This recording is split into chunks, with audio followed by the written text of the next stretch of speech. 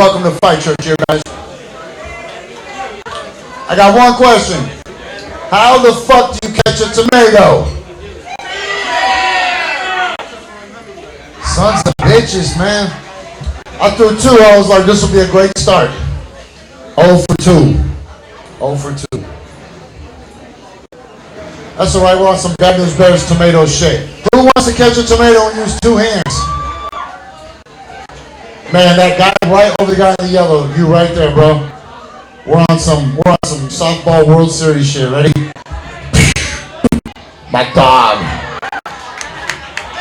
That came out of my garden, bro. It's safe. You want to catch a tomato right there? You only got 1 hand. You got to catch with 2 hands.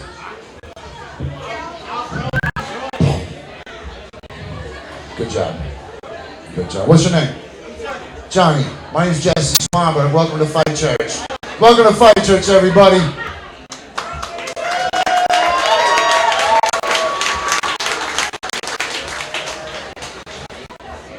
All right.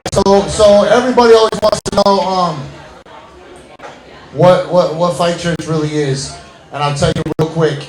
So I'm basically Professor X, and my job is to run around and recruit fucking low-level mutant superheroes to join my fucking army to try to save the world, really. So what I do is I identify, recruit, and facilitate exceptional fucking human beings, man. And that's what you guys are. Unless your dick knows it really just came for free weed. But that's okay, you can change your ways, join us. So when people say, like, what exactly does Fight Church stand for? So this is how I describe it real quick. So the Fight in Fight Church doesn't represent violence. The fight represents the bonding commonality of our mutual struggle. We're all in this fucking shit together, yo. People always want to think that they have some special problem or some other shit going on that you can't understand or there's differences, right? Those aren't problems. Those are symptoms of a problem. And we all have the same problem with different symptoms. And that problem is a diseased societal model. Everything is so fucking ass backwards. Man, shit should be up is down, left is right, yellow is green, right?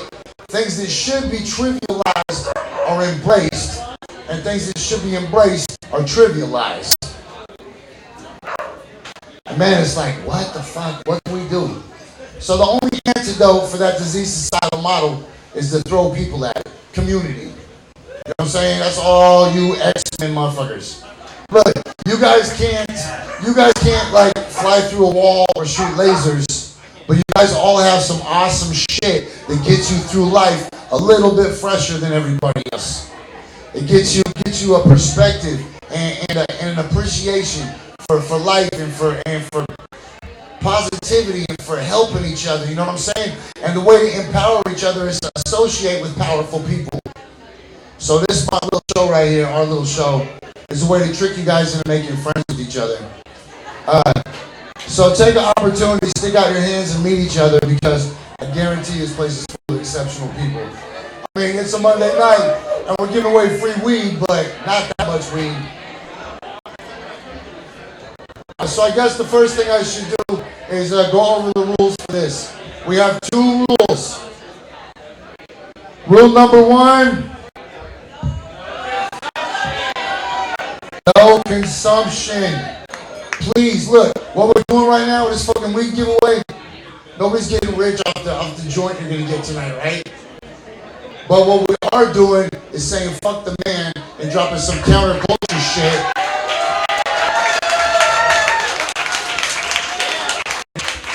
And standing up for our elected or voted on rights that we voted. You know what I'm saying?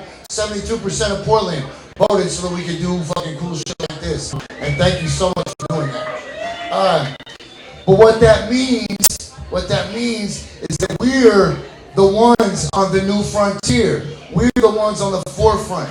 Like, when I get mad at people because they act fucking stupid around here, you can't be mad at them. This has never been done before. You know what I'm saying? This is really a weird-ass cultural phenomenon that there's no established norms. Like, how do you act night. Nobody knows. We're the ones setting the etiquette. We're the ones that decide how this shit fucking works. And 30, 40, 50 fucking years from now, when you're still smoking pot, but now all your cancer's cured, you'll be able to say to yourself, do you remember when we first legalized that shit? And they used to just give it away at Fight Church? Okay, but so here's the important thing that I want you to know. I gave you that motivating, inspiring shit. Now here's the fucking truth. Yo, the man doesn't want this. The man doesn't want this. Okay, you think the cops love free marijuana night at the Analog? Do you think the OLCC is a big fan of us just kind of like forcing their hand? You know, like they had to work, like they had to make policy around what we were proposing. They're like, all right, hold on. Some people from the OLCC would say one thing, some people would say the other. You know what I'm saying? They don't like to be inconvenienced like that, and they would love to shut us down, and the cops would love to shut us down. And so we know this. There's probably undercover cops in the audience tonight getting that free weed, though.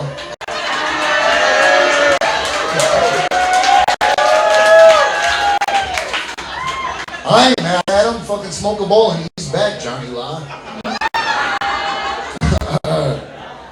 Always doing steroids and getting all fucking aggro. Take a dab, man. I bet you want to arrest him all fucking night.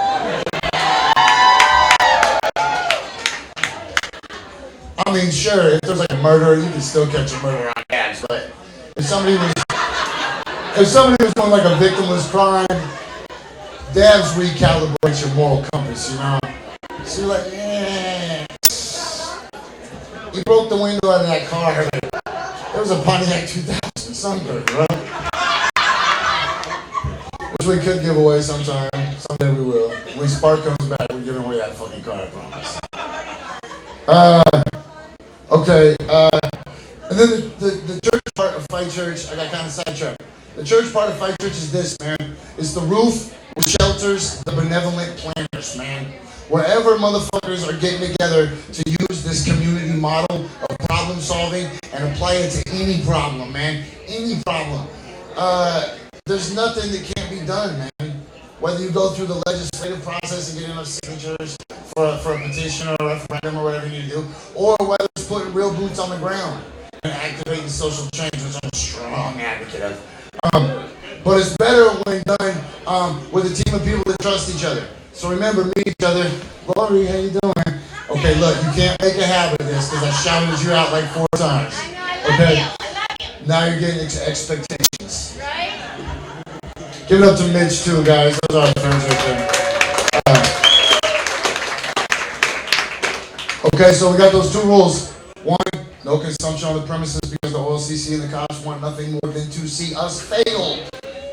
We don't have to fail. We're not children, man. Everybody here is old enough to have their own family if they want.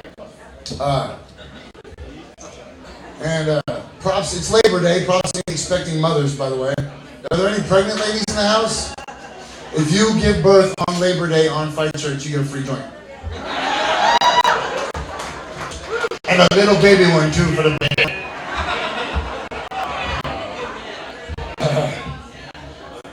Everybody knows I'm kidding. You just blow it in a baby's face. Like a baby can hold a joint. No, you just blow it. It was a joke. One of those was a joke.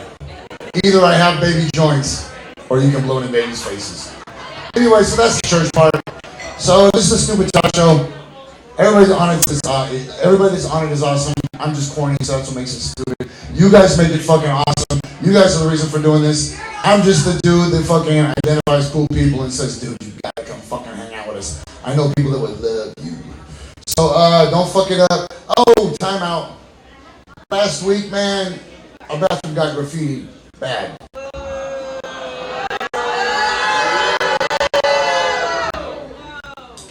We took the high road.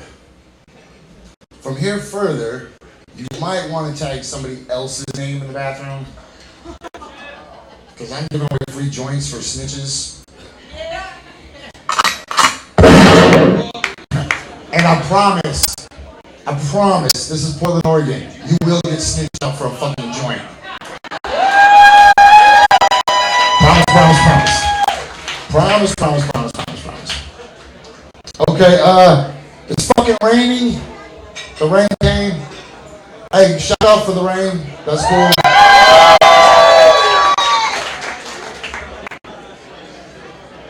But man, fuck. I really thought maybe we were gonna get to swim all the way until Christmas. And now look, wearing fucking socks and shoes. Whose feet already stink? Whose feet? It's been cloudy for like 3 days. Now you had to put your fucking real shoes on. Whose feet already stink? Don't lie. Hey, look, if somebody tells me their feet stink and somebody else comes up and smells their feet and confirms it, I'll give them both a joint right now. No, y'all don't want to do that. Who wants a tomato? How do you catch a fucking tomato? Oh my God, you have one hand. All right, I got some more. Lauren.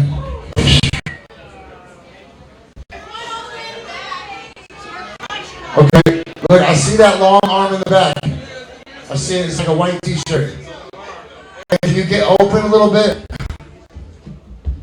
I see you. Oh! Hit that lady right in her boobie. Nice defense. All right, let's try it again. That was my bad, totally my wrist snap. Wow. That's bad. So, hold on, try again. I had a bountiful harvest.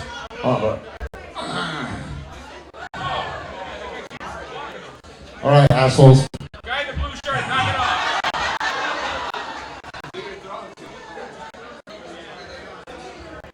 What's wrong with you people? We're supposed to be on the same team. All right, please, don't step on those. If you can find them, just put them in your pocket. Bring them back up. I'll wash them off and eat them. Oh, you can eat them yourself. Okay, I got one more right here. Anybody want it? Let's go off on a good note. Oh man, that lady right there. You lady right there. Right? I believe in you so hard. Okay. Are you ready? Do you have any experience? Did you ever work on a tomato farm in the minor leagues?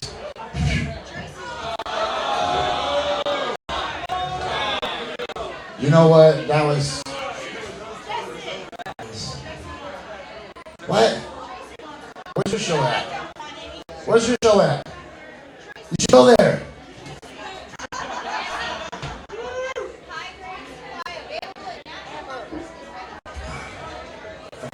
Thank you very much. Okay, so remember what I told you guys. If you're one of the first 100 people here tonight, you got a green ticket. That green ticket entitles you to a wonderful joint from our dear friends back there at Natural Wonders, located on just off the corner of 39th and Hawthorne, the northeast side of the street. They have a wonderful shop. It's clean. It's air conditioned. They're friendly people. So look, you don't have to stand in line. If you already have a ticket, then you'll get that. Look, if you showed up later and you don't have a ticket, at 11 o'clock, after our show's over, at 11 o'clock, Gothique Bling starts upstairs. They have the Marijuana Olympics, right? Fucking crazy shit, man. Look, I'm blushing just thinking about it. Man, no, that thing is still burning, man.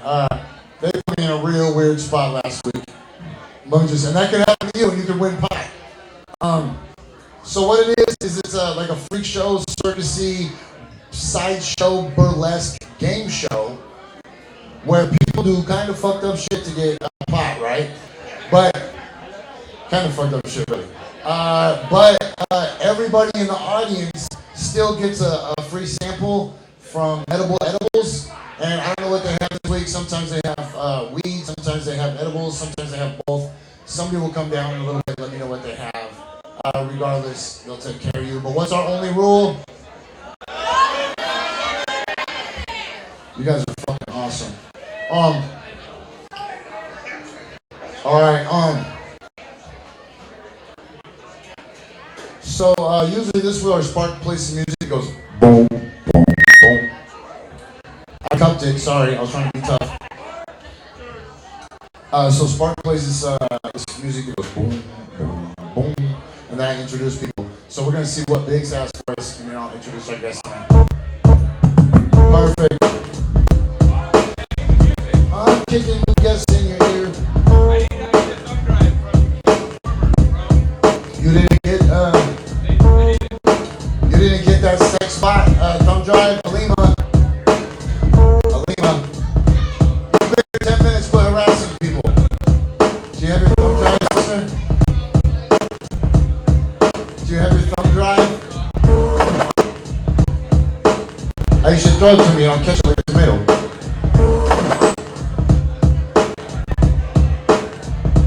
Man, you did that better than Billy James.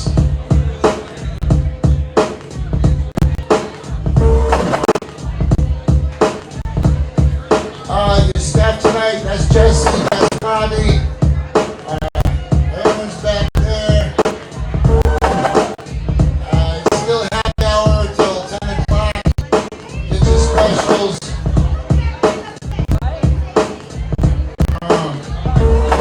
Soundman Rick, the engineer. Y'all having a good time so far?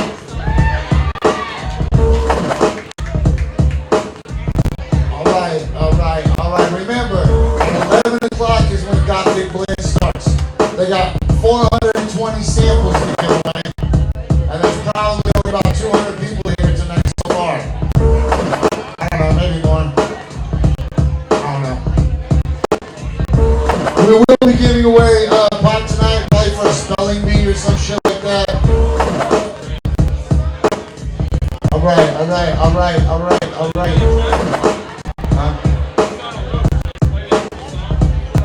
No. Okay. And now, tonight's special guest came in because the world record holder, Belico, was not able to make it tonight. So as a last minute super special guest, we got 6 bucks over there. Look at him shacked up like that. All the way from 1970, people. The Sex Box. With my man DMLH making music for you later tonight. All the way from Salem, we have a comic who's making his very first appearance on our show ever. I saw his name on a flyer and Facebook friend requested him. Now he's here. Fuck you, okay, Cupid. Mr. Nathan Fleming.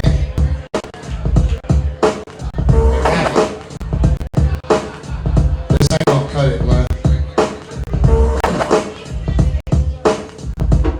All right. My first guest tonight is the godfather of the legalization movement in Oregon. He was a big force behind the writing of the book, The Emperor Wears No Clothes. Remember that book right there with Mr. Jack Herrera? He hosts the television show Cannabis Common Sense. Paul, you're supposed to be walking up here now. Like, as you walk up here, I'll continue to spout your accolades, and then we'll meet. Oh, you're back here. This is Paul. This is Paul. Oh, that's weird. You ever have any kids? You ever have any kids? Yeah, hell yeah. Okay, you want to sit here or you want to sit here? Okay. This is where I usually sit. Paul, what are you drinking, buddy?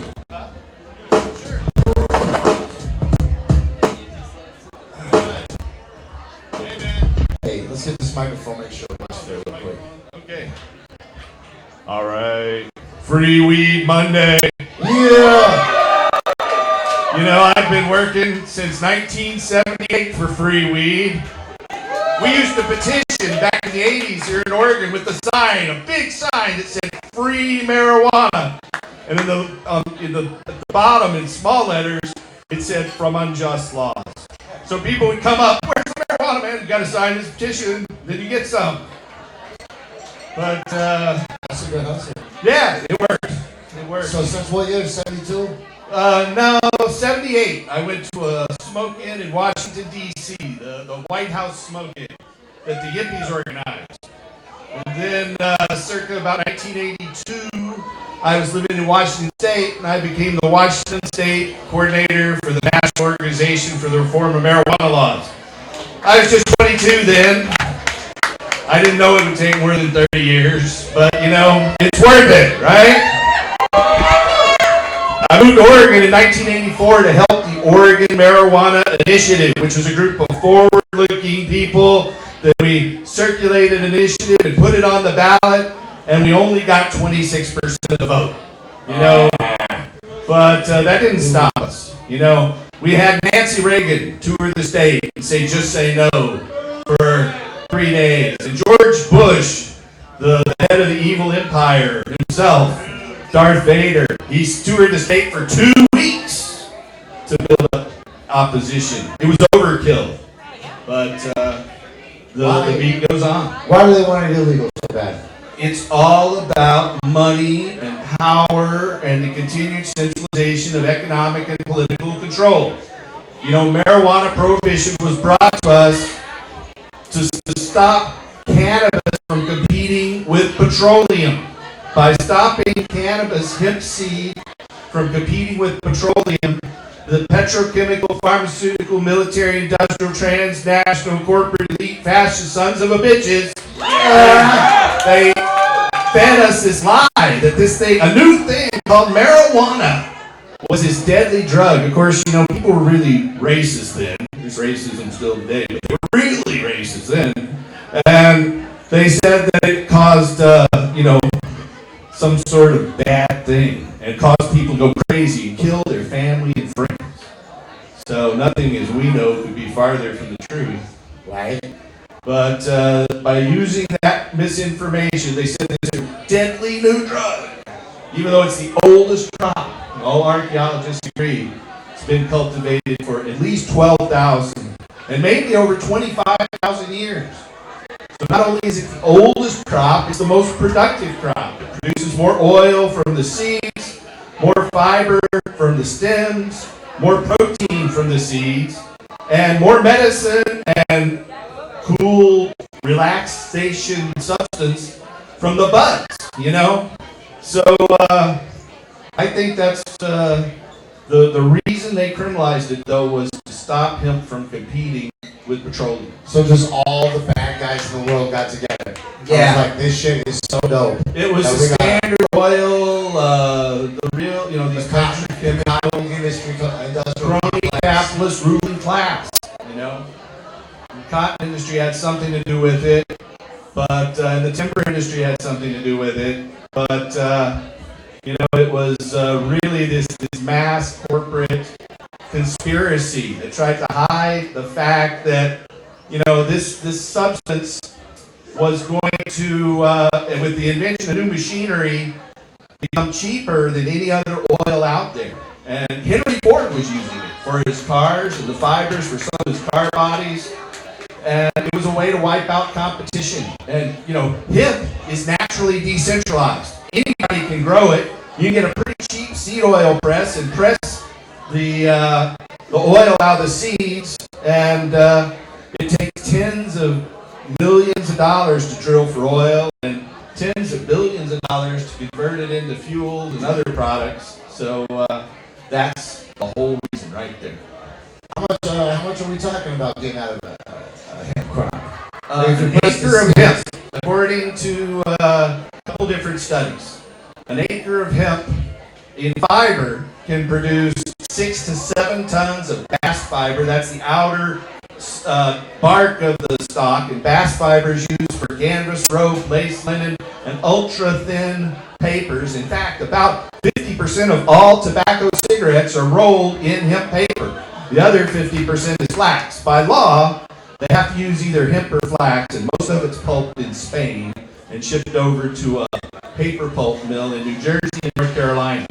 So they make it into paper. Spain has industrial hemp? Yeah, but inside, well, they get it from around Europe, from France, from Spain, from They all legalize industrial hemp? this low THC hemp. And by growing the low THC hemp, what they've done is they bred out the flowers. And by breeding out the flowers, they bred out the seeds. And that means the buds, too.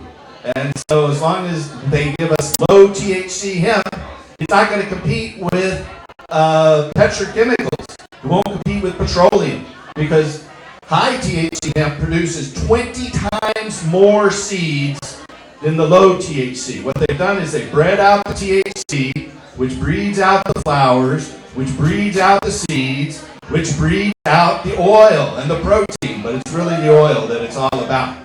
And so, but then that's just the bast fiber. There's the curd fiber, the interior woody core of the stalk. That's a curveball. It's curd. It's spelled H-U-R-D.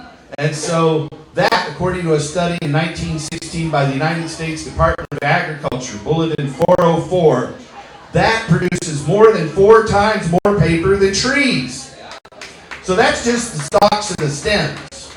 The seed, hemp seed, according to a study in 75 out of Indiana, of Farrell hemp in Illinois. It was published at Notre Dame in their magazine American Midland Naturalist in 1975 by Cutchfold and Harney. Anyway, that says that an acre of hemp produces 8,000 pounds of seeds. Low THC hemp just produces 600 pounds of seed on average. So you press your 8,000 pounds of seeds and you get 300 gallons of oil and 6,000 pounds of hemp seed left over. So 1 acre of hemp makes 6 to 7 tons of bast fiber, 30 tons of curd fiber, 300 gallons of oil, 3 tons of protein, plus the residual flowers or buds and leaves for biomass to regenerate the soil. So that's what it's all about. 300 tons of, how many tons of proteins? 3 tons of protein. You start out with 8,000 pounds of seeds, you press it, it's 30% That's all from weight 1 by acre. oil from 1 acre. Dude, that hemp seed shit is expensive as hell, It is, but it should be cheap. right? And when we allow farmers to cultivate hemp without regard to its THC content, but with regard to the most productive seed varieties and the most productive fiber varieties, we're going to replace most of the petroleum that we burn on this planet with hemp seed oil.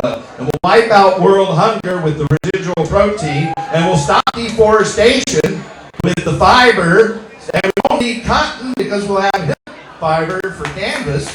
It's just going to solve a lot of problems. And instead of all that money that goes to these petrochemical giants like Shell and Exxon and the Saudi sheiks and the Nigerian despots, instead of it going there and into their, Swiss bank accounts or Grand Cayman Islands or wherever, it'll go into the pockets of farmers who are growing it, like us.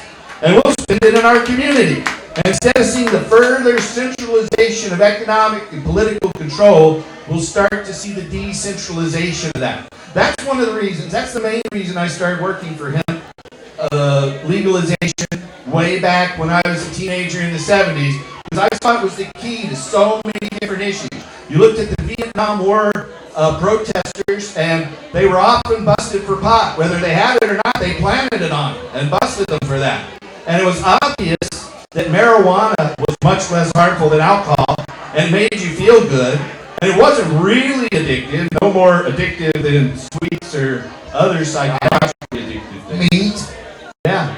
So that was what really got me going, because I saw that it was the key to so many different issues.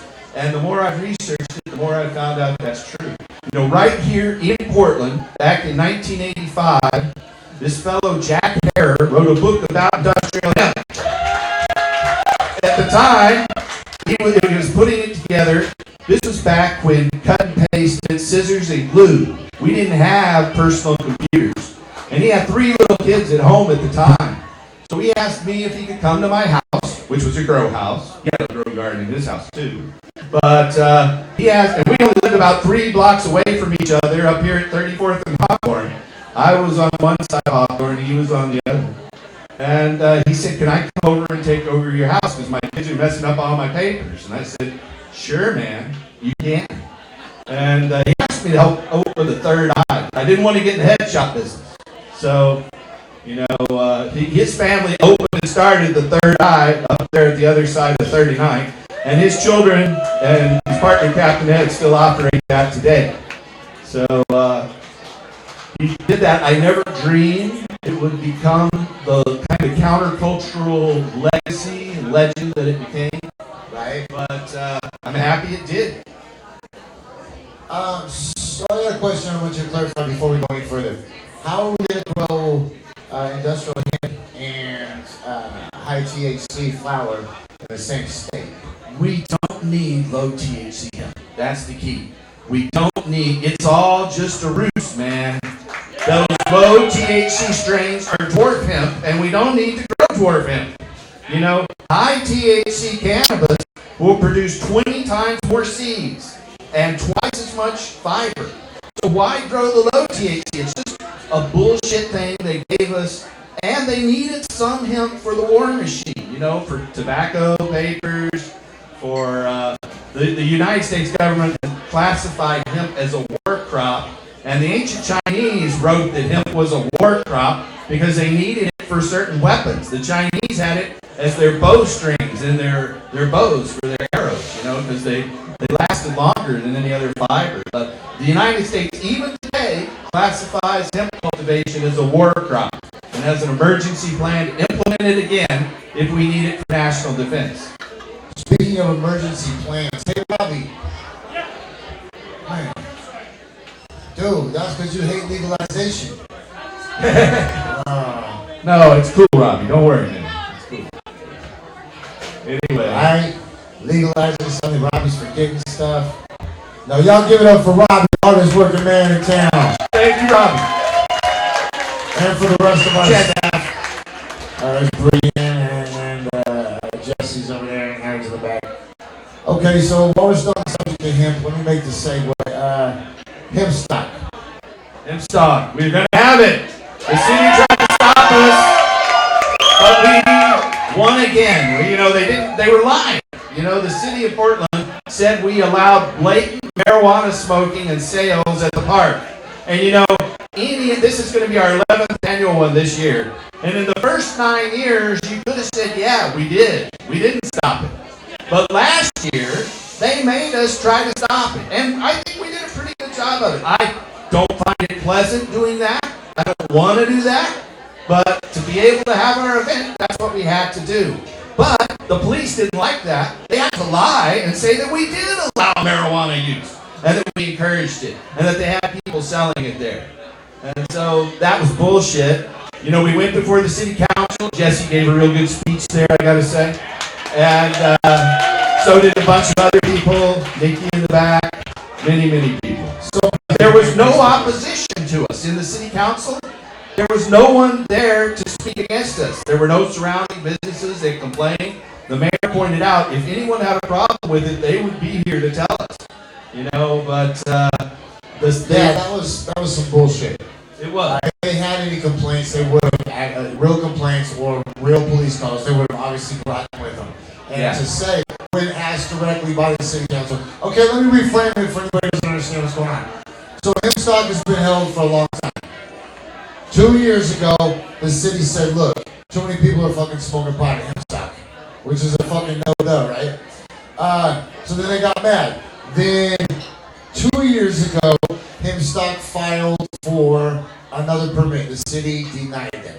Yeah. And they said it was because they weren't compliant with the conditions of nobody smoking pot, right? We didn't think it was our job, man.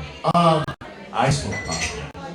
Which is crazy because if you ever been We to smoked pot in Fest, Seattle at the Hemp Fest, too. there's a lot of pot being smoked everywhere in Portland, no matter where it is. Especially at Waterfront Park.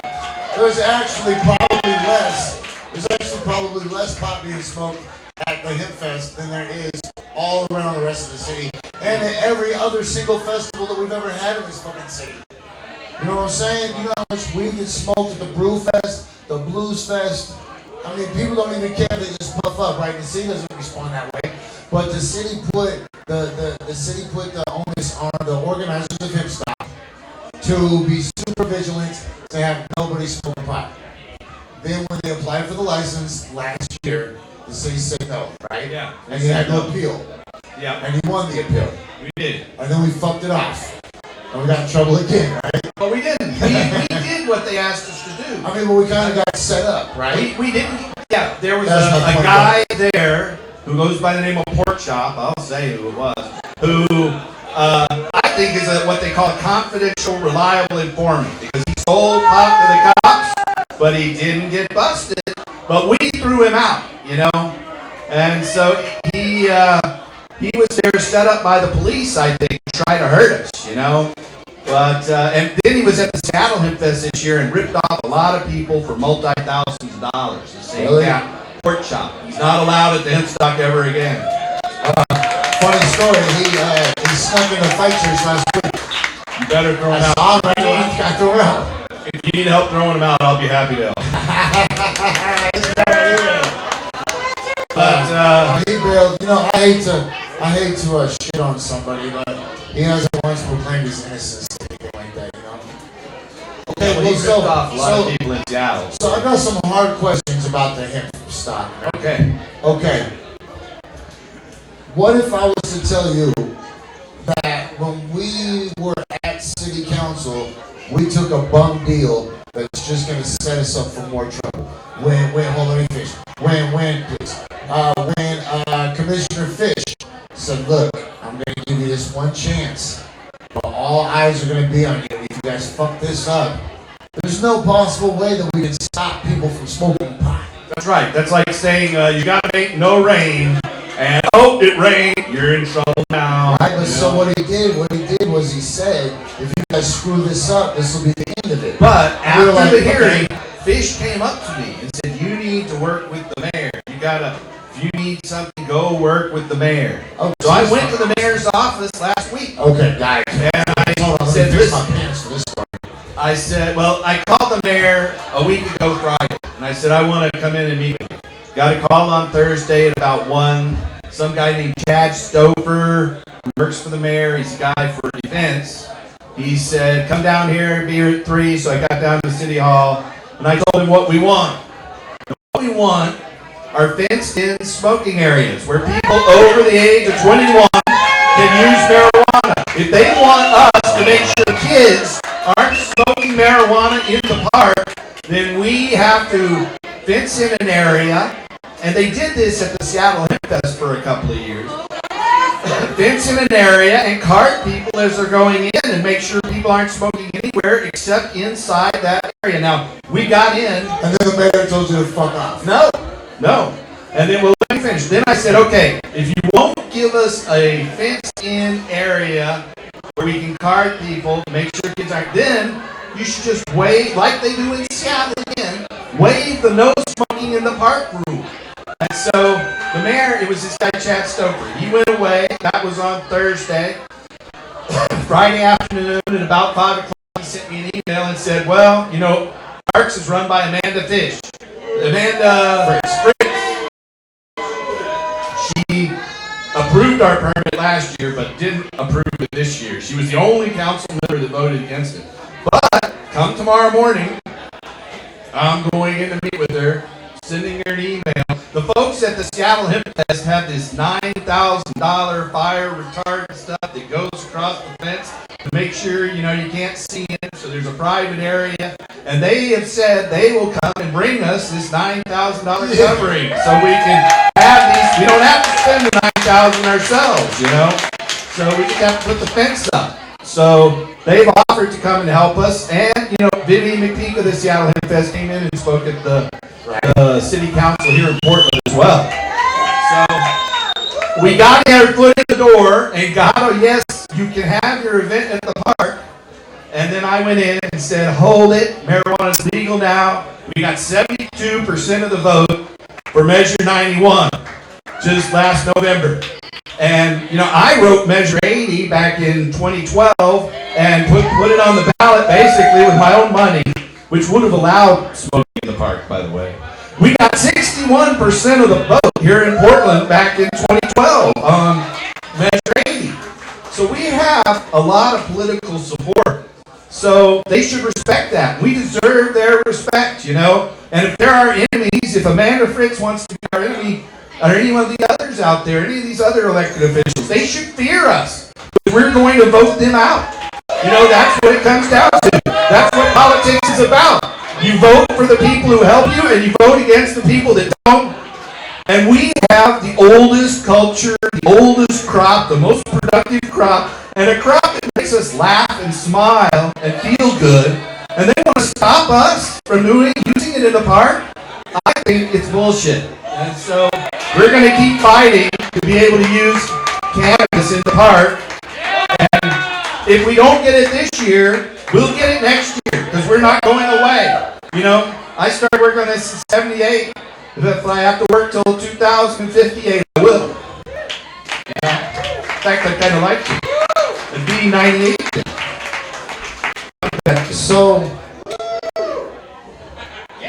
So this is going to be the 12th year of Portland Hemp Stop, right? 11. Last year.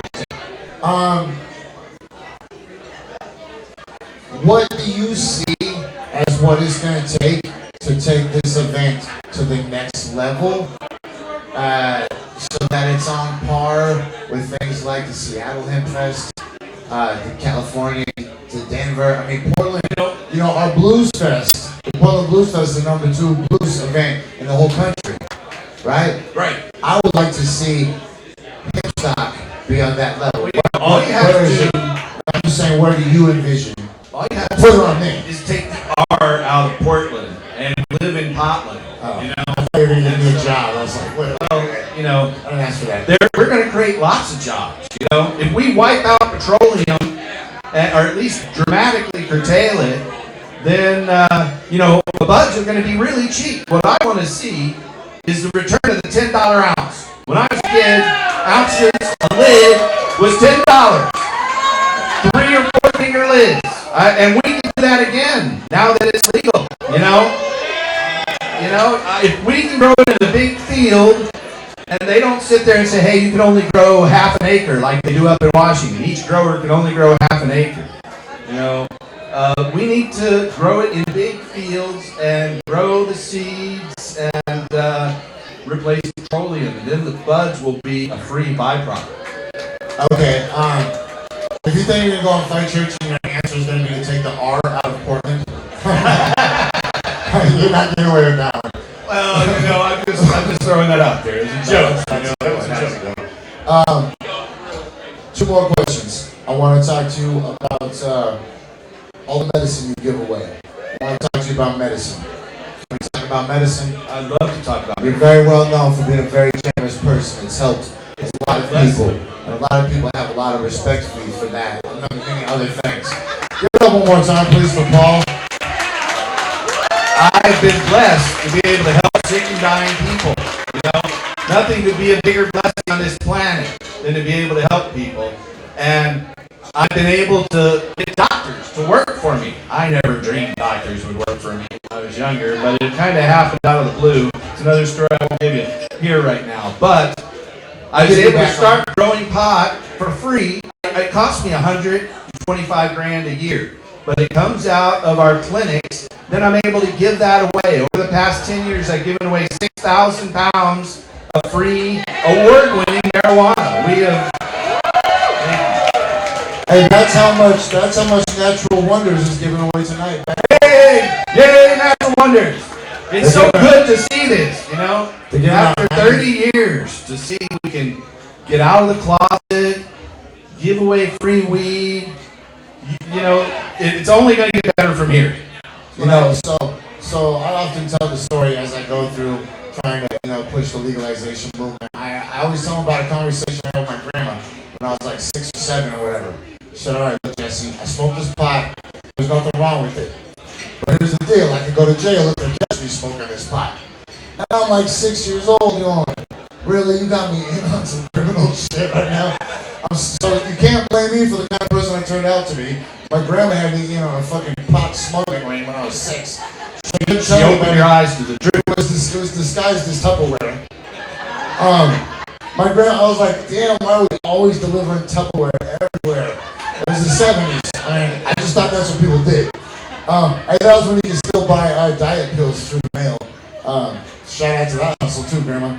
Anyways, so my grandma used to tell me, she said, you know, Jesse, right now this is giving you a lot of trouble, but someday when you grow up and get older and the world's a better place, maybe you and your friends can finally fucking break through this crazy fucking world and you guys will legalize this shit. People can stop going to prison for it. God bless your grandmother. And I was like, I might be 6, but you're fucking high, old lady. tell that right now.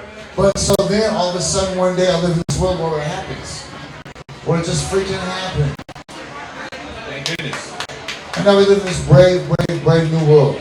And you're the front of it, man. You're I the got Apostle pushed the Chief. envelope for a long time. You know, I started doing this cable TV show. Yes, please. And, you know, the people couldn't believe I was on TV talking about pot. I had already been busted. In fact, I'd gone through a state trial where I did a constitutional challenge to the marijuana laws. That didn't go anywhere. The judge said, hey, that's a legislative issue. But I was already working on legalizing marijuana at the time. So then, after getting through the probation for that, I got busted again in 1990, and they charged me in federal court. So I went to trial. It was busted in 91. I went to trial in 93, and I didn't present any witnesses. I pled not guilty. They told me I could take a plea bargain and have a 5-year mandatory minimum sentence in prison. The trial started on my daughter's first birthday, and she has a brother that's a year and a half older than her. So I didn't want to go to jail, but I went to trial. We didn't call any witnesses. We just cross-examined the other witness, the defense, the prosecution's witnesses, the feds' witnesses. And at one point, they brought out my books. And I had a bunch of books signed by the authors, How to Grow Pot by Jorge Cervantes and Ed Rosenthal, lots of other books. But one of them was called Marijuana, Your Legal Rights. So a young, long-haired cop gets up on the stand, and he says, I found this here, and I found that there. So they're going through my house. A long-haired cop? A long-haired cop that looked like he was about 15. But, yeah, it was the 90s. And so the cop says these books were found here, and he went on, he did his testimony. Then my lawyer got a chance to cross-examine, and he says, pick up that book, Marijuana and Your Legal Rights, and he did. He said, turn to page 291, and he did. He said, now read the chapter headline, please. The cop just started stuttering. So, the lawyer, read the chapter headline. The judge, read the chapter headline. He never would say, because the chapter headline was, juries can acquit defendants even if they think they were guilty. And it was 15 pages all about jury nullification. Jury nullification. So we were able to inform the jury about Wow. that. And that was the key. The jury was out for 3 days. And in the end, I was found not guilty. What a fucking incredible story, man. Yeah. It was one of the more stressful things I went through. That was 91. So I started appearing on these cable access shows locally, and this guy who produced another local show asked me to produce one, and we started Cannabis Common Sense back in 1996, October of 1996. So I just did show 802. Really, Wikipedia says you're on 750, so they need to get their shit Yeah, it's gone up since then. 802? Yeah, 802. Wow, that's incredible. And next Hey. Fridays will be 803. It's not a math show. Hey, you know the story you just told? If I meet some people that don't know you, can I say that was me? If you want, That's a badass story. I don't mind. If you want to read it, just look up How FIJA, or the Fully Informed Jurors Act, How FIJA Saved My Life, and you'll get a much more detailed account that I wrote back, 25 years ago, or more than 20 years ago. Someday I'll update it. Okay, so weed's legal in Oregon. Hallelujah. It's not legal nationally. It's not declassified nationally. It's a series of dominoes, Yeah. which was why it was so important to think beyond our own immediate. So many people in Oregon were like, oh, you're gonna mess up my little crappy robot that I used to fucking, or my OMMP card that I used to get $20 eights and sell it for $40 for my friends. That's my friends. And I make $130 a week. Don't fuck that up. Anyways, I never did that. but it's bigger than us. It's bigger than our media. It's people doing 15 years for a joint. It's people doing life in prison for a second offense of selling quantity, all around the country. So what we need to do is we need to be part of a domino effect that will eventually Touch on that. You said it's bigger than that. A friend of mine wrote this book called The Politics of Consciousness, and it says that marijuana, the high in marijuana, is the natural world's way to reach to us and say, you're fucking up, see through the bullshit. You know, that's the thing that the man doesn't like about marijuana, because you can see through the bullshit and you're not going to take it anymore.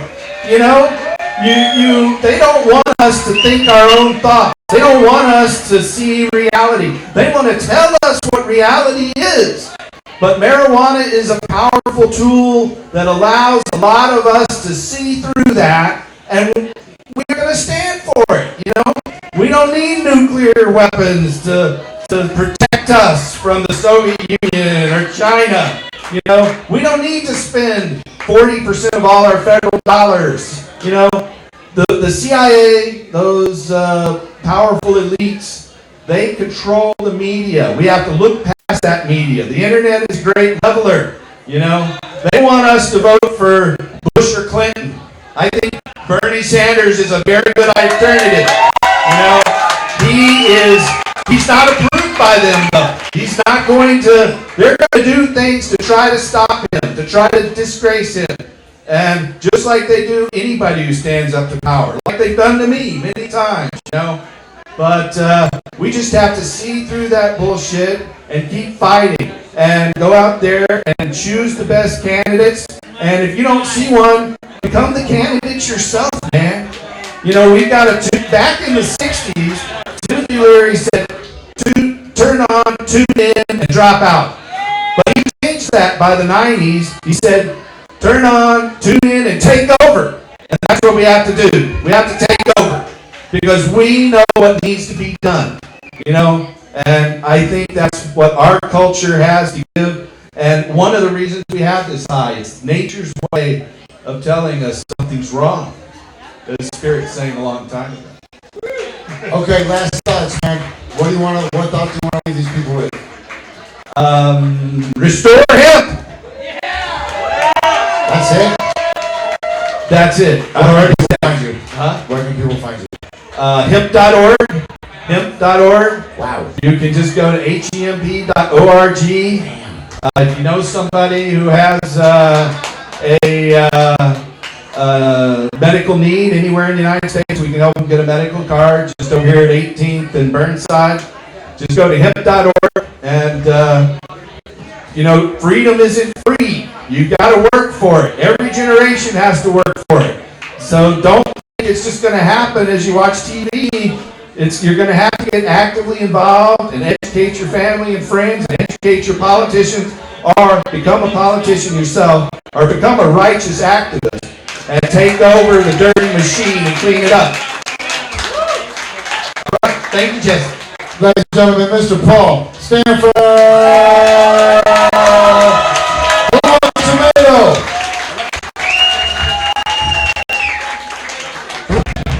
Who needs a tomato? Two hands. Two hands right there, boss. Two hands right there, boss. Oh, man. Did you catch the deflection? Yeah. Behind the back right there. Drink. What? No way. Somebody was consuming in the women's room?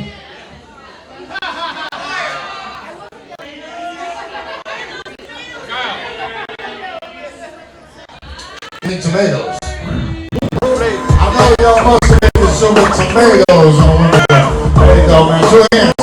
You got it? Hey, yo, what's good? The Funk Lady, Greg Mack. I'm always in the mix with DJ Big. Okay, check this out. You still have a green ticket. You can go back there to our wonderful friends at National Wonders and get your joint. If you don't have a green ticket, you're going to have to wait until 11 o'clock. 11 o'clock, go. What? Hey, yo, what's good? What's good? The Funk Lady, Greg Mack. I'm always If you don't have a team, you have to go upstairs and watch that win. Hey, too many people play defense. Hold on, let me see real quick. At 11 o'clock, that will be going on upstairs. At that time, I have 420 samples of either edibles or flour. What is our one rule? consumption. We got a couple more tours. I'll introduce our next guest. 2 hands, boss. Who's got 2 hands? 2 hands. 2 hands. And if you didn't know who's right, I guess I'm gonna say Drake back with perfect support. Okay. Where's my musical guest tonight? 1,000 degrees. DJ Big. Y'all give it up one more time for DJ Big on the wheels of steel. 1,000 degrees. Alright. Yo, Rick, you got both those other mics, right? Man, it's good to just deep-rooted folks smoking leads your brains booty. It's bad MC. Stamina like Bruce Diller, the winner, piece of MCs for dinner. You're crazy like that glue. That thing that you can outdo my 1-2 that sick like the flu.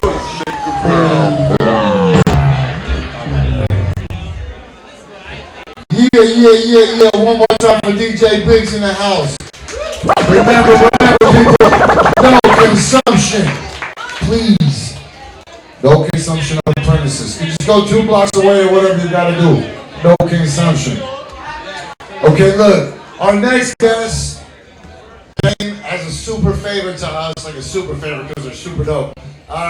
They just made a big splash at Pride this year, and they're still wearing their outfits. Happy Pride 1985. These are 2 of the honestly most awesome artists that I know. These guys are so full of love, zest for life, and it's a real blessing to be able to bring it to you tonight. Ladies and gentlemen, here, take that one. That was you. That was you, yeah. It's taller than you. The Sex Box with my man, DMLH! Yeah, my mic's on. Oh, there it is. Fuck yeah. Oh, yeah. I'm feeling good too. Little biased. Just right. For a good night. Can I have a little, like, reverb on my mic? Actually, I'm really good at mics, if it's possible. You're very nice, man. I don't even know who to talk to. Is that you? We like effects! Because otherwise we feel like we're naked. Alright. What's up? It's free weed night. Hey! How come everybody's cute? There's so many more people than the last time I was at Fight Church. It's good though. That's how the message gets out. I'm the Sex Bots. This is DMLH. I do not know this man. We just met outside. It's a pervert. Alright. We're gonna do this shit. Yeah.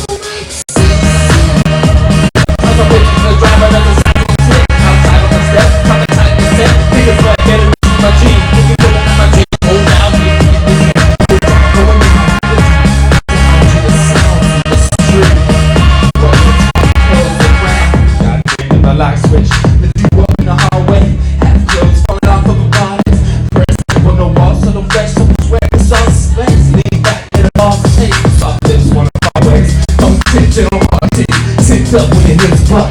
Let me know that you want back. Slow in my face, they all need she's spraying a hole straight from my shoulder. Make it rain. You know. I think she playing coy. She talking about your boy, goddamn, how the ass shake. Bubble butt, double dutch, with the left hands. Barely working the pole, big touch, you let it go. Put attention when you know it's slow. Acrobat, it was boy to the North Star. Got the way, the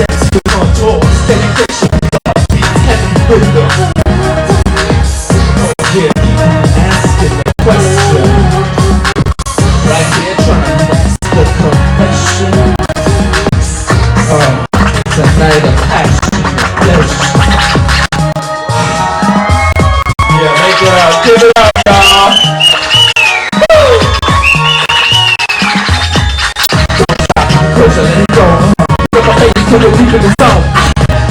The way, well, riding the waves, people bellies with the back of the side in between. In the trunk, to the night, with a fire from adventure, wild for adventure. Overturn, coming back, place what we want. While high off the raps. You know. Come on.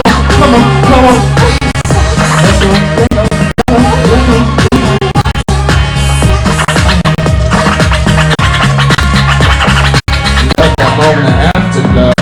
Sitting there laughing, cracking jokes. How we barely made it past the door. How that cabbie fell. Feeling animal. All you had to do was ask who's down. We can have some fun. We ain't even halfway done. This night's still young. We can do whatever we want.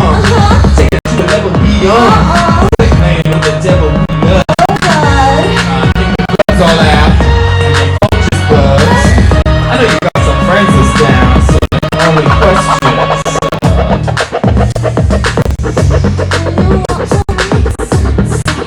y'all know how those parties go. Sometimes once isn't enough. That's why we get it out here in the room with beautiful people. Bottles popping, speakers knocking, boom, boom, someone feeling awesome. Costume play, mad tongue rings, bathroom strange, but that's fool's game. I'm about to make some new friends. Like me, you about to do things. Oh damn, it's a good time. God damn, it's a good night. And all I wanna know is someone show me you ain't gonna be lonely. You can always call me.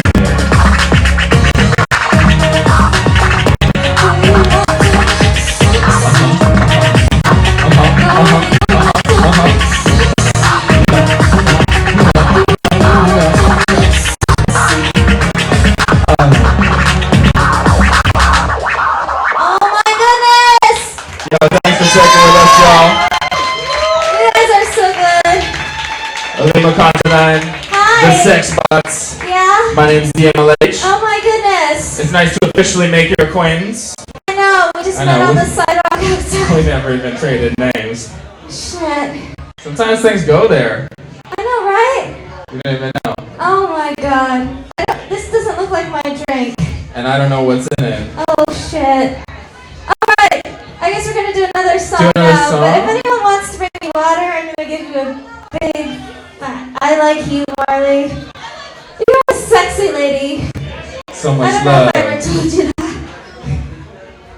You're nice. Alright. Eat tomatoes. This next song I have never, ever performed live outside my bedroom. And so you guys are getting a special experience Yeah. right now. Oh, fucking God. Yeah.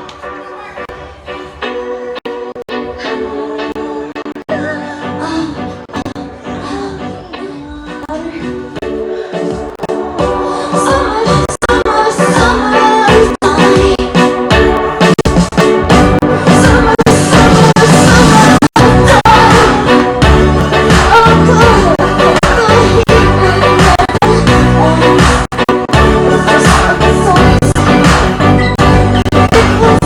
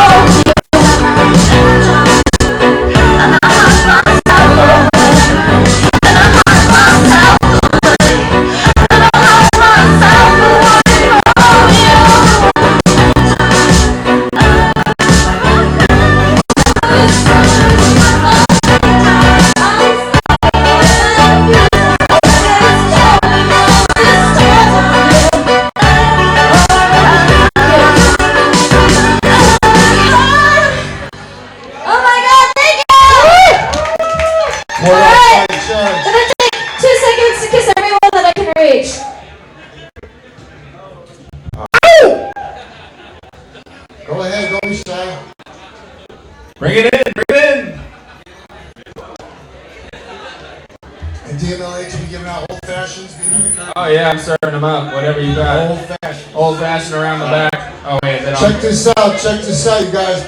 I've been told by the management that I haven't said it enough times tonight, so let's say it again. I'm on a What's short the leash, one rule? sorry.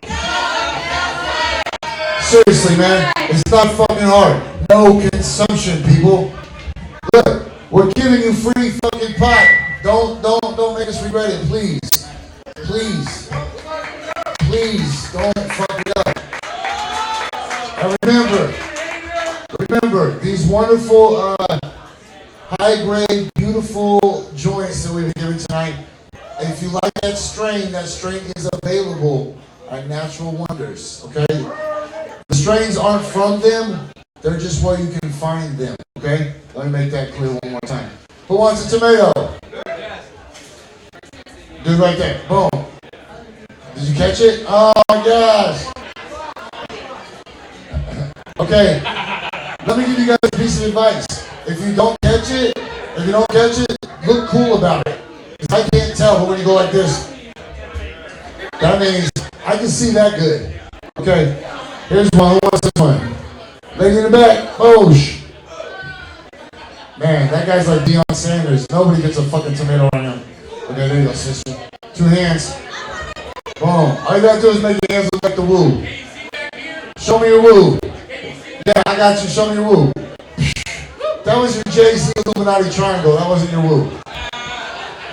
Nice try, though. At least it was hip-hop. Good effort.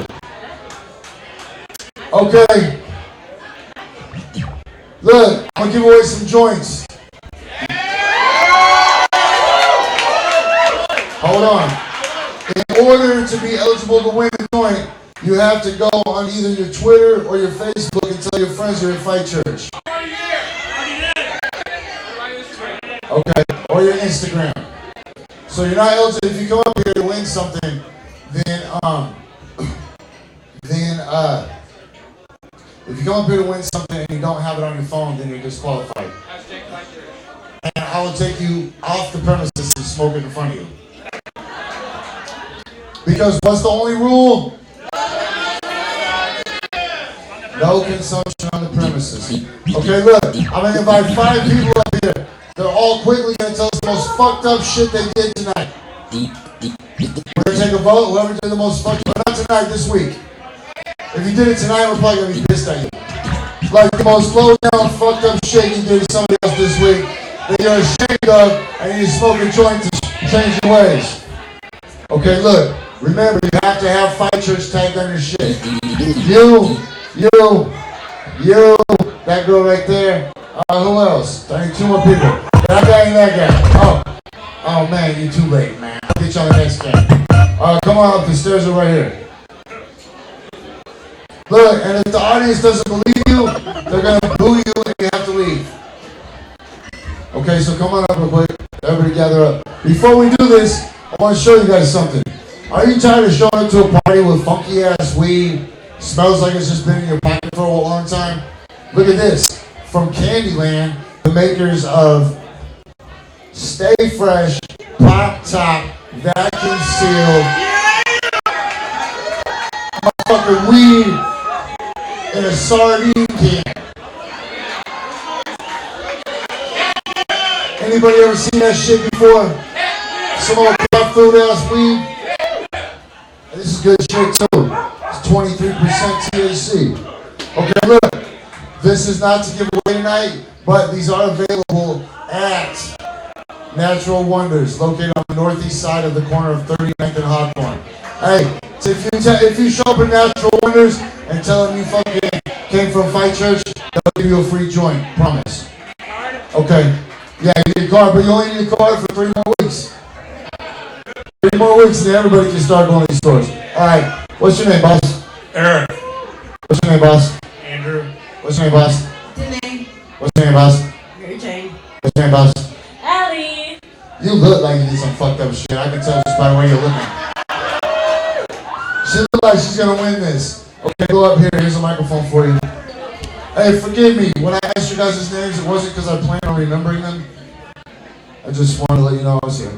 Okay, you're first. Greg, that's your name? Greg? Eric? How you Greg now?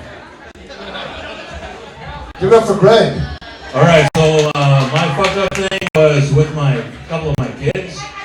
My one daughter was flying back from Virginia because she was basically ran out of the state by the police. And so she had nowhere to go and asked me after I picked her up where she's going. I told her that she's going to her sisters that she hates. So she's going from the nut house in Virginia to the psycho house in Portland. And she would rather have slept on the street where she was living before she went to Virginia than stay with her sister. So that's my fucked up thing for today. Give it up for Greg. Case of tough love or bad dad? It's up to you guys. Alright, now you're next. Your name's Greg too, buddy. Give it to him. I don't mean Greg also, I mean you're Greg too. And tell me you won't change your fucking name for a free joint. Alright, tell him Greg too. I was low on my production hours at work and I fucked up a project so that I could get more build hours on it.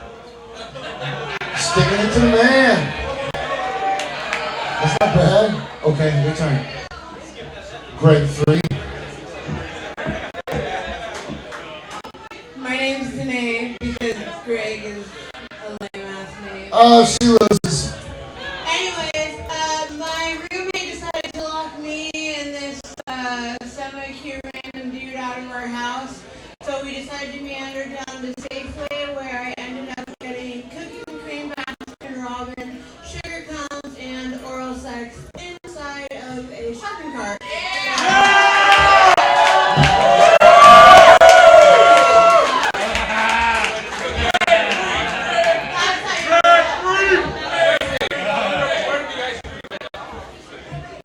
Is that your daughter?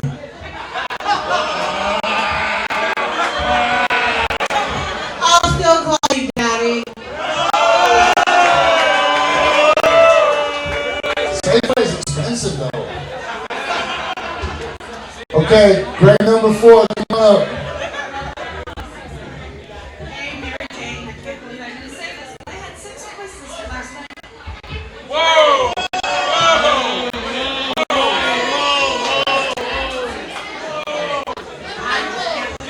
Ryan, what camera are we on?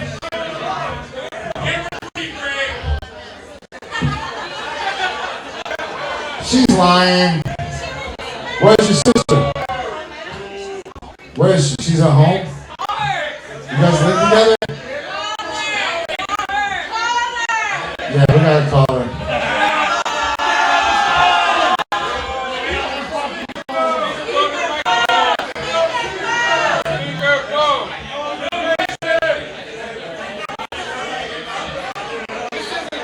Hey man, if Laura Lynn says so, I got a joint for Mary Jane and one for Laura Lynn.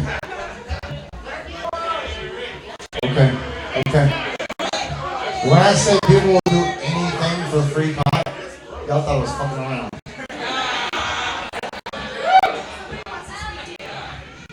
Quick, put on their speakerphone. Hey Laura Lynn, can you hear me, sister? Hold on, one more time.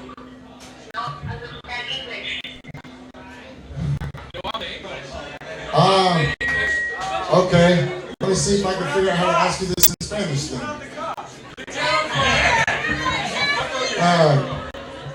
El noche adiose. Con su hermana. Con lengua. Y mucho quesadilla. Okay, listen. I'm sorry. Okay, what I need from you, hold on, what I need from you is for your sister to win a joint, you need to admit that you guys did something last night. Tell us what you guys did last night for a free joint for you and one for her. From our friends at Nash. What? You love me long time. Judges? Hold on. Who do you love all the time?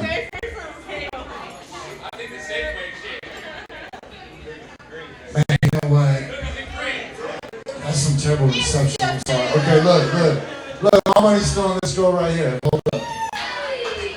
Grade number 5. Grade number 5. All right. Yo, my name is Ellie Wellhead. So today, me and my friend Noemi and her cousin and some of their church friends were going on a hike by Newburgh Skate Park. Stayed at the park for a little bit. Wanted to go for a cool little hike in the nature, like down by the creek. Alright, so they told us to go cross a little tree that was crossing the creek. So we're like, alright, we'll go check it out. And we totally disrupted this colony of wasps. So I don't know if I can hold my pants down to show you, but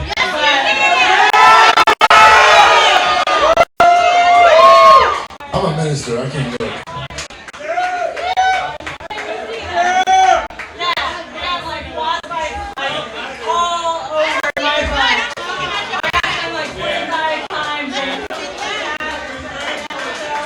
Okay. I have a second game we're going to play in a minute called Guess How Many of those things are on her butt. We're going to be the judge for this one. Okay, so let's try this again because I think everybody's lying except the bad guy. I'll never admit that. Okay, hold on. Okay, grade number 1. Who hates your daughter? Whoa. No love for dads that disown their kids. Okay. I can't say I'm shocked. Grade number 2. Cheated the man. Man, you get some respect for that just on the strength. Grade number 3.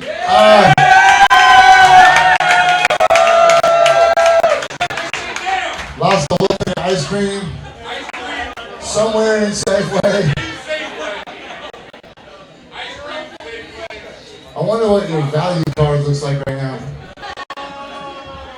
Okay. Grade number 4. Grade number 4 had sex with her sister.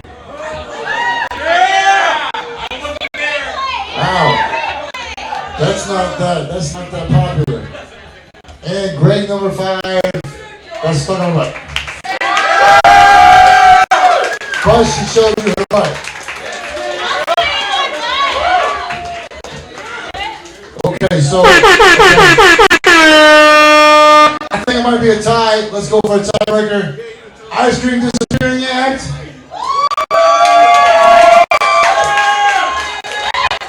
No. I mean, go ahead. That's gonna set it back. See what you started. Or a girl who shows her butt. Hold on, there's a delay. This one. This one.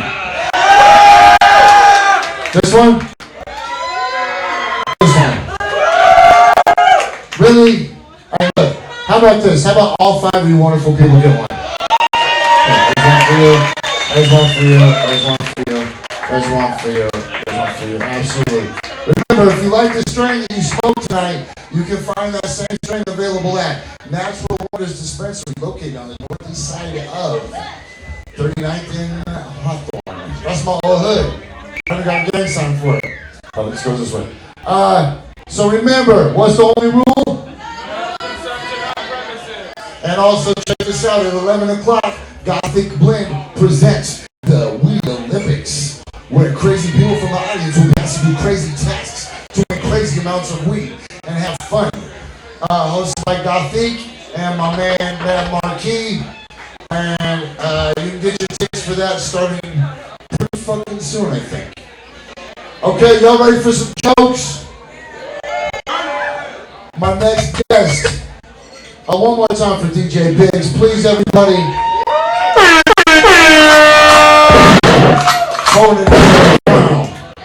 Okay, my next guest came all the way from Salem tonight. He's going to do about 15 minutes unless you guys pull him off the stage. I think he's around here somewhere. His name is Mr. Nathan Fleming.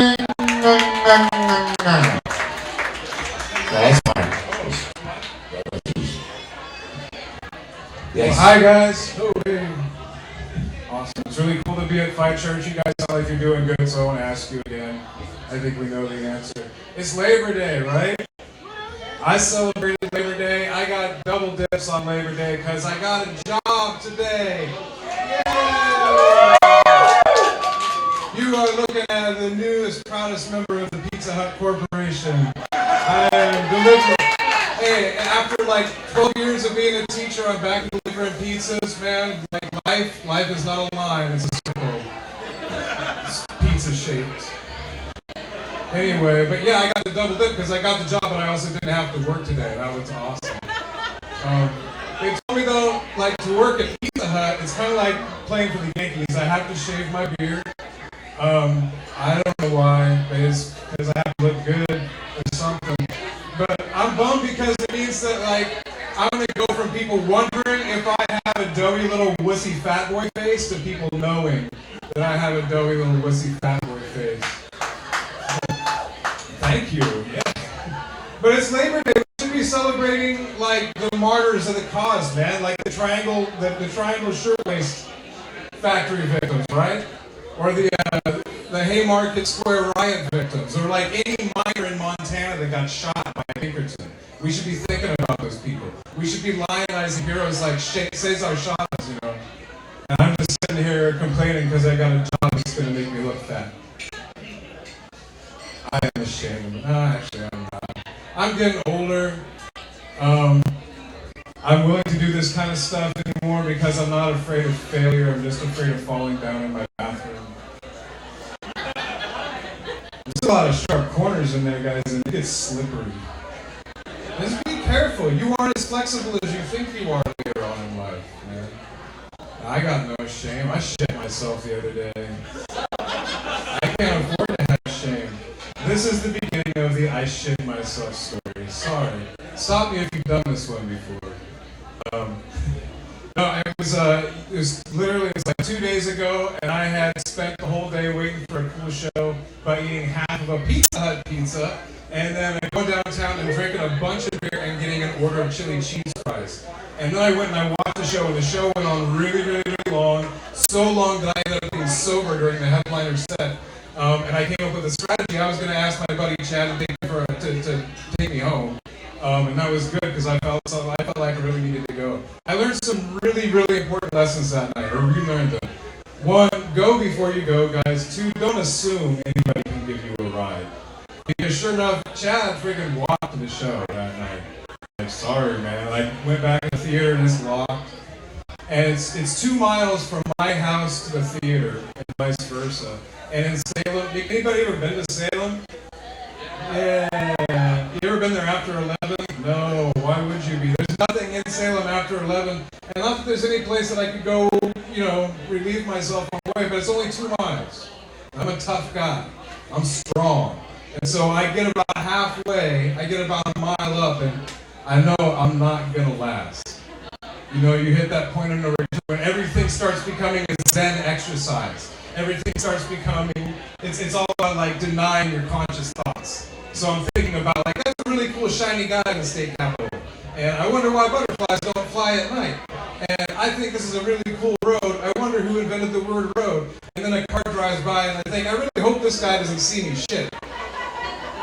And that's all it took. All I had to do was like have a little bit of fear. I let the dark side, fear is the dark side. And I had, man, so I just went right off the main road. And I looked for any alleyway I could find. The only one I saw said no through traffic. And I didn't care because I was not a car. And I walked down that alleyway and I found out that every single house on that alleyway had a motion sensor light. And every time one of those lights went on, I said a little prayer to nobody in particular. I said, I'm sorry for what I'm about to do. I'm sorry for what I'm about to do. Click. I'm sorry for what I'm about to do. Finally, I found like a 2-foot gap between a shed and a warehouse. And I took some pressure off. I defiled that shed. It was like, and just when I got past the stage of when your knees are shaking, that's when I heard someone sweeping their porch. Like a block. Yeah, exactly. I had to stop. I had to abort the mission. I was not going to get caught doing that. And so I wrapped it up and I kept walking. I got all the way home. I all the way home, and I was fortunate enough to be able to survey the damage. It looked like someone had shot me in my butthole. It was terrible. There was a lot of like red chili powder in that chili. So I went to bed that night ashamed for, the public going to the bathroom, and also really worried that I had rectal cancer. I did not. Do you guys like that story? That was my shit myself story. Yay! I will beg for applause breaks. What's next? Oh yeah, but I do like to walk. That's my favorite mode of transportation. That's someday I'm going to live in Portland too, guys. I'm going to be here because I really like to walk, and it's really walkable. I used to go, in my 20s, when I was in college, I used to go for lots of walks, and I became convinced that crows were following me around. Anybody else get followed by... Hold on, let me back up. When I was in my 20s, I used to smoke a lot of weed and hang out in dumpsters and parking lots, and I was convinced that crows were following me everywhere. No. So that's like, crows seem to follow you. Yeah, totally. Do streetlights seem to turn off when you walk underneath them? That happens to your dad? I guarantee there's like at least a dozen people in here convinced that they are like the streetlight master when they can cause them to turn off. And that's okay, man. You can have your belief, man. That's fine. You can form a church. You can do that. I grew up in a Pentecostal church. My dad was a minister. Any Pentecostals out here? Pentecostals. We did the speaking in tongues, the laying on of hands, the healing of the sick, all that good stuff. Is there water anywhere? Please? Oh, there's some.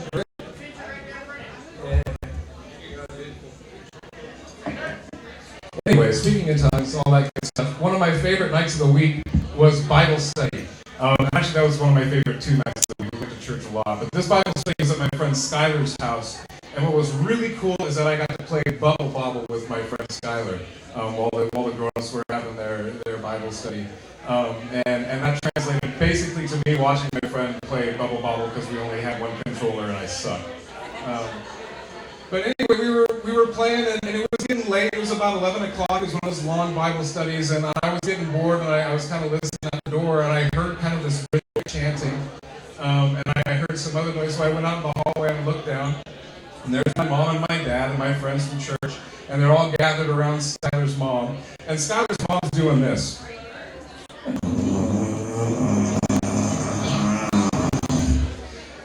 And my parents, my dad especially, is he's standing there going, "We cast out the demon of alcoholism. We cast out the demon of depression. We cast out the demon of alcoholism. We cast out the demon of depression." And she's in the middle of the circles, and her hackles are coming out, and it's getting more and more exciting. "We cast out the demon of depression. We cast out the demon of alcoholism." Finally, she raises up, her eyes roll back in her head. She goes, "Fuck you!" And falls down on her own living room floor. Praise Jesus. Praise Jesus. Praise Jesus. Praise Jesus. I went back to my friend Skylar's room. He said, "Hey, what was that all about?" I go, "Demons." Happened pretty often, really. And we believed in a lot of stuff. Like, I went to church camp was really cool too. Church camp is fun for a lot of people because there's like finger banging, and like making out and stuff like that, and like lots of teenagers being weird around each other. It was awesome for me because I really believed. And I got to go be with God at summer camp, and it was the bestest. The only thing I really, really wanted that never happened to me was I wanted to be slain in the spirit. That's when the pastor puts his hand on your forehead and the power of God comes out of his hand. Or like he's a lightning rod or something comes in and hits you in the forehead and knocks you back in like a religious reverie. And that's all I wanted. That's all I wanted was to be slain in the spirit, to be really touched by God. So I went up at one of the altar call services at this church camp. We had like church 4 times a day. It was awesome. And the pastor put his hand on my head and he was praying. And I felt him start to try to push me. And it was really kind of annoying because I was really trying to get God to knock me down. And this guy was like, he kept pushing my head. I was like, "No, man, I'm fucking stronger than you." Kind of waiting for God to do it. And so eventually I just, I accepted the blessing and I went back to my seat. I just laid down on the floor. I was just going to slay. I was going to be there prepared. And I ended up just falling asleep. I fell asleep. I didn't even have have like a prophetic dream or anything. I didn't get touched. Finally, someone woke me up and said, "Hey, it's time for the bonfire."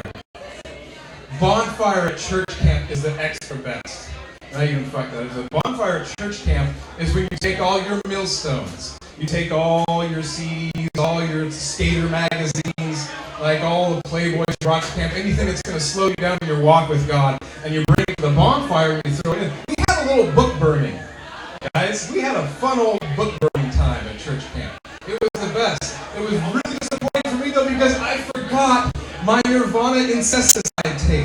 I had a dub tape of Nirvana's Incesticide, and I knew that thing was full of demons, even though I liked listening to it so much, and I didn't have it at the bonfire. That was really disappointing. Everybody else got to throw in their Metallica CDs and stuff like that, but I didn't have my tape. So I went back to my room after the bonfire, and I got down on my knees in front of the sink, and I broke it in half with my hands, and I like cut my hand, and I was bleeding, and I felt very Christ-like and righteous in this way. Next day on the bus ride home, I started to get really bored. I was looking at my Walkman, it was all empty. And then I looked over at my rich asshole friend who had a Discman. Fuck that guy. So what you listen to? He said Metallica. So you were supposed to throw that in the fire last night, man. What are you doing? I said, fuck that. I just threw the case in. What do you think? What do you think we were doing? It was disappointing. Disappointing. Alright, I'm gonna end on this. I'm gonna lighten it up a little bit. You guys like, I have two kids and I'm starting to watch movies with them. We like to watch a lot of animal movies. We watched this one the other day. It was pretty fun, and then it just went fucking off the rails. So. You guys familiar with Air Bud? Yeah. You know this movie? This is ridiculous. Okay, like, it's cute and all, but there's a couple of things.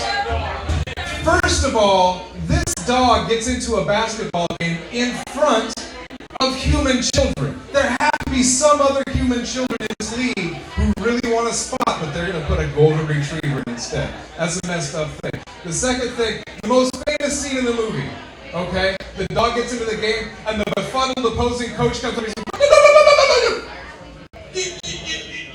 You can't put a dog in a basketball game? You can't put a dog in a basketball game? And the referee looks at his rule book, he pages through and says, There's no rule against a dog in a basketball game. And I think that coach fell down on the job because if you watch that movie, look at Air Bud's jersey number. His jersey number is K-9. That is an illegal jersey. That dog should not have been allowed in the game. That coach fell down on the job and he screwed out a human child from a basketball game and love. I'm Nathan Fleming, everybody. Have a good night. Thank you, Mike Church. Ladies and gentlemen, Mr. Nathan Fleming. Thank you, sir. Thank you very much. Don't forget DJ Biggs. Don't forget my man Greg.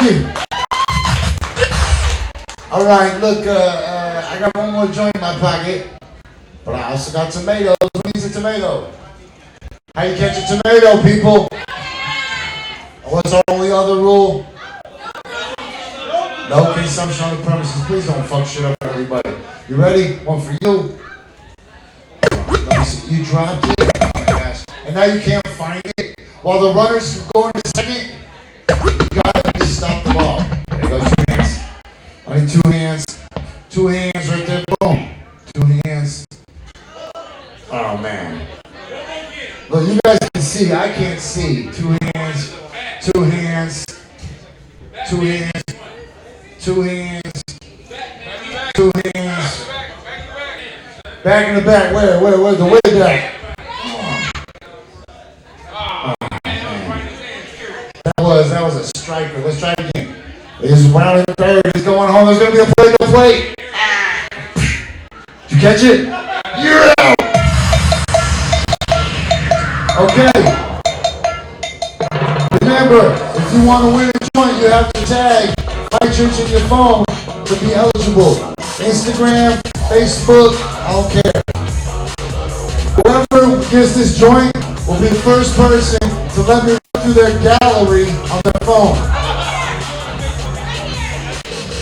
Okay. Come on.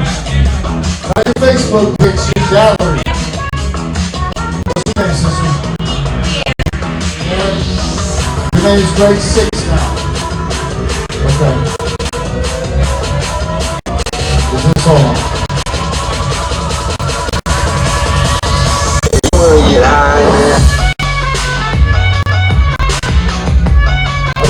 fucking selfies? Oh my god. You're stoned on yourself. Don't even need a joint.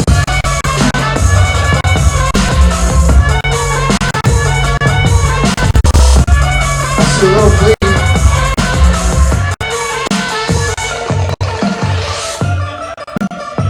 Who are these rappers?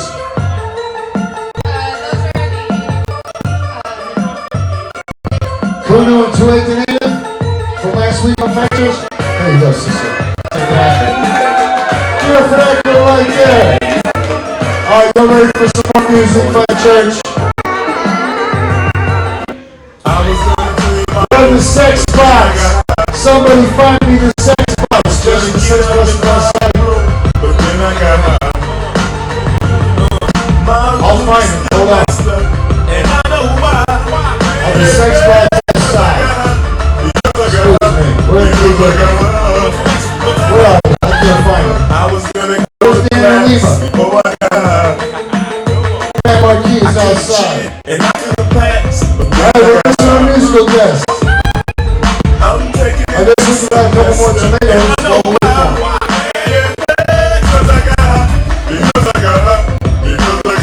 I got another tomato right here. I'll go.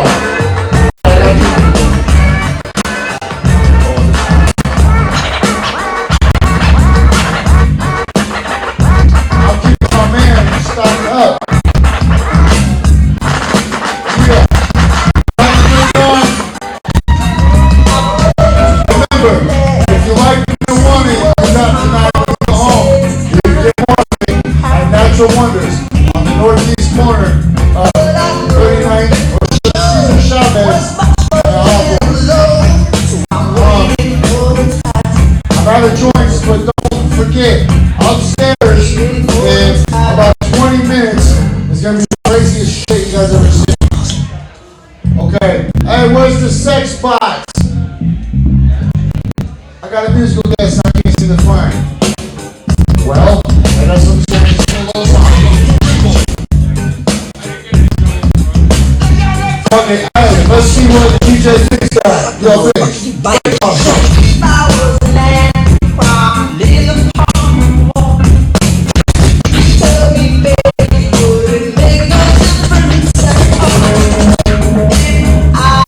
That's how you break them off. This ain't Vancouver, man. This is fucking hot dog, son.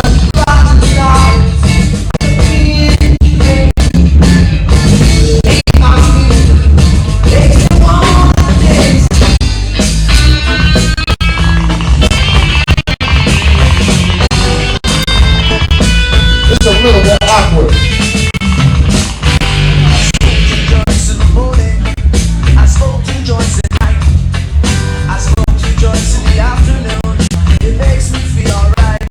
I got one more. You didn't turn into tomato.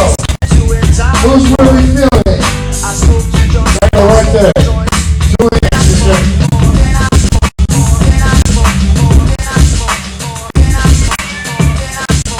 You didn't get it, did you? You just trying to keep single moms starving. Yeah, now it's a fucking party, Christ Church. Just for having a good time.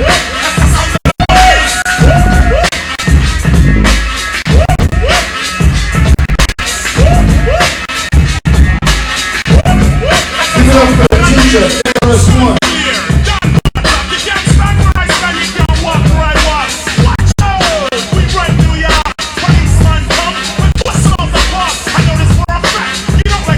Don't forget, as soon as we're done here, the street crazy upstairs. What's the only rule? I love you guys. I know we'll be. Alright, that's your mic.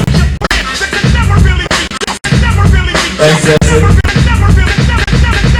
Ozone, the original. Sponsor for Mayor 2016. Fuck yeah. Right? Oh, make sure you go to the website.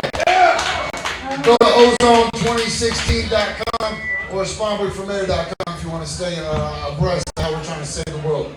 One more time, a shout out to our friends back there from Natural Wonders. With the sound man, DJ Biggs holding down the ones and twos. And I'm out the way. Fight Church, it's a great honor to be able to introduce my dear friends, the Sex Box with DMLH. Thank you. I'm gonna let the homie do this one song all by himself. Oh, okay. Oh yeah. Special treat for y'all. Uh-huh. Songs all night, I think, tonight. I know, right? I don't have a glass. You want me to just drink out of this? Right out of the picture, I think that's the way. It's fucking... Let me get lipstick on it. DJ Biggs, y'all. Make some noise. Where you at? So this is a protest song for Fight Church. Oh my God, Harvey. We're gonna tangle it up. We're still here and strong. No matter how much war gets waged on us, we will carry on and hold the torch for those just coming up. What it is, what it does, yo, tell me what it look like, bud. I got a picture of the world going on. Let me know how it all stacks up. See pictures of my video, waiting time. Fucking police, wasting away. You're receiving faces, solving the matter of us. Nowadays, the empire wild and out. Riding hard to end, spending time around. Rich token for the whole end. BC dying now. Homeboard is taking the moment to reverse this homeboard motion. Miss us. Call the homies to shoot slow. You know, I'm just rolling line of fix up. Independent, the system that hates us. And dependent on each other to raise us. Can we weather the sickness and hatred that for each other? Man, I think it's a brave heart. Where do we start? Right now. Where we are. With what we've got. And we can teach on. Here and strong. No matter how much more gets based on us, we build it up together. We will soldier on and hold the torch for those just coming up. We can do generations. We still here and strong. No matter how much more gets waged on us, we build and grow together. We will soldier on and hold the torch for those just coming up. Like we are the power. Like we hold the key to life. Like we go together. Like we are all intertwined. Ideas. We leave a path to find. We continue on and uninterrupted. We fuck. Yes, I am grateful to the best life, so thankful. Hope I can make more than I think out by the time I run this strange road. Same I wrote in the continuum. I let my hands unfold, reaching for the sun. Step on my hand when I'm here and raise my ear. Look deep as education. No, it won't be enough to show me how to move beyond what's in right control. I know it's only action that can shape the road before me. With that said, there ain't nothing left but to think of what I got. Make something of my face, say something for the next. So the road we walk, the Bible's coming in the balance of the culture. We still here and strong. No matter how much war gets waged on us, we build it close together. We will soldier on and hold the torch for those just coming up. We can do generations. We still here and strong. No matter how much war gets waged on us, we build it close together. We will soldier on and hold the torch for those just coming up. Look around to the faces of people on this spaceship. Sing the same old song where the beat goes on every day. So I'm more frustrated cause I hate them stuck in stasis. And the home floor could stay vacant. Faces needs up, double shit, some change up, come on, make it. Now believe that keep speaking out for some feedback or a recap. The latest new story where you be at. You talk all I want, but I now when you do that. Two tips like a bat to your kneecap. No more match, switch codes back. Time match to an era we don't know yet. When the real threat to our lives comes close, except by the climate shit. But we gon' stay, we won't let folks get. Never take time, meditate on that with a blueprint whip. But I told that, no hesitation. It's just this old conversation. Bridges the face, between my faces. This lesson is so basic. We still here and strong. No matter how much war gets waged on us, we build and grow together. We will soldier on and hold towards those just coming up. We just do generations. We still here and strong. No matter how much war gets waged on us, we build and grow together. We hold this torch for all those just coming up. We live through generations. Thanks, y'all. I'm DMLH. Just glad to be here at Fight Church with all of you, all of us, people here to do what we do. What with the the shit? one and only. Who wants to buy me a shot of tequila? Don't pass up an opportunity like that, y'all. Anyway, hey! This is another song I've never done! Ever.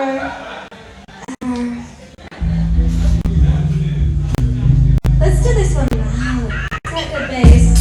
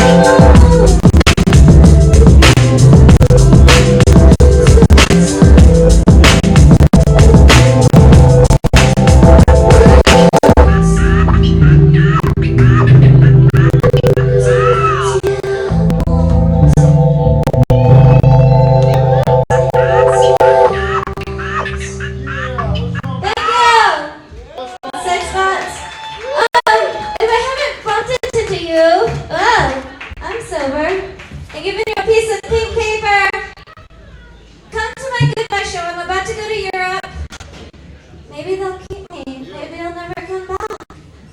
But you gotta can't miss the show. Jesse. Oh, there you are. Hi, What's up with these baby. mics, Rick? There we go. Hey, I'm about to go buy you a tequila, sister. So hold up. Oh, you're so nice. I know, right? You're a very nice man. You're a very wonderful lady. Thank you. I'm really blessed to know you. Hey, y'all having a good time still, Fight Church? I'm having a good time. Okay, listen, here's a hot tip. Our show was kind of serious. Go upstairs, dudes. You will like cry laughing at the shit people will fucking do for free pop. I swear to God. Our host, Matt Marquis, and Gothic herself, the originator of the whole Gothic bling, they are upstairs making people do crazy shit for free pot. How you doing? Let's give it up one time for our guest tonight. Mr. Paul Stanford, Nathan Fleming, the Sex Bots featuring TMLH. Our bar staff, Brianna, Robbie, Jesse, Aaron's in the back. That's my man, Rick on the sound right there. The engineer right here, DJ Spark is on tour. We love you, Spark. But right now, we're gonna close this out with DJ Biggs not scratching over Sublime. Yeah! Give it up for not scratching over Sublime. It's Bernie Sanders in the house. Remember, if you want a whole rich white dude to be fucking president, keep participating in fucking the Biden process. Thank you so much, Biggs. DJ Cutthroat right there, shine away. Get out your homegirl right there. What's up, baby? This is Warren G, and I'm pumping it up with DJ Biggs, Funk Shop DJ. It was a clear black lights, a clear white moon, Roman G's on the streets, trying to take a tune with some skirts for the Go upstairs, people, I promise. Go upstairs. I'm gonna shout from Pangea. Just go plus those in the house. All Pangea's in the house. Know what's up, 213. So I select on 2-1 and with some brother chicken guys. So I said, let's do this. Go upstairs, people, I promise. Some brothers bought some gas, so I said, I'm stuck. These girls speak with me, I'm on kind of swerve. These fuckers so hard, they straight hit the curve.